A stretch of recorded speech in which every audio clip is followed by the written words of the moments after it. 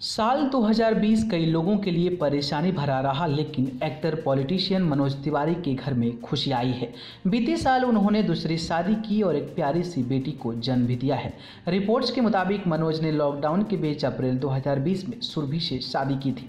बेटी का नाम रखने के लिए सोशल मीडिया पर उनको कई सजेशंस दिए जा रहे थे। अब उन्होंने अपनी बेटी का नाम खुलासा कर दिया है।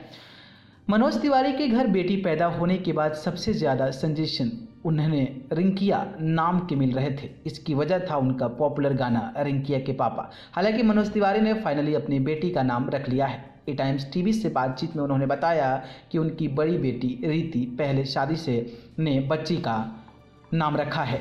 उन्होंने बताया, काफ़ी अच्छा लगा कि मेरी बड़ी बेटी ने छोटी का नाम रखा। रीति ने हमें पहले ही बता दिया था कि वो अपनी बहन का नाम शानविका रखेगी और हम उसके फैसले का सम्मान करते हैं। यह माँ लक्ष्मी का ही एक नाम है। संयोग की बात है कि रीति भी माँ दुर्गा का एक नाम है, तो अब मेरी ज़िंदगी में दो देवियाँ हो गई हैं।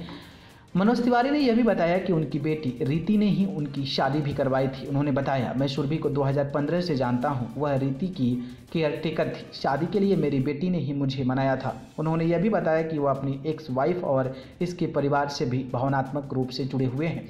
उनके बीच कोई कड़वाहट नहीं है, क्योंकि वे आपसी सहमति से अलग हुए थे। बात करें तो मनोज तिवारी के एक महीने पहले उनके घर में एक बेटी आई थी, जिसके बाद से काफ़ी ज़्यादा चर्चा में थे और फाइनली जो है वो अपने बेटी का अब नामकरण कर लिए हैं, जिसके बाद से ये भी खबरें सोशल मीडिया पर काफ़ी ज़्यादा वायरल हो रही है। बाकी मनोज तिवारी के बेटी का ये नाम आपको कैसा लगा, कमेंट बॉक्स में हमें ज़रूर बताइए।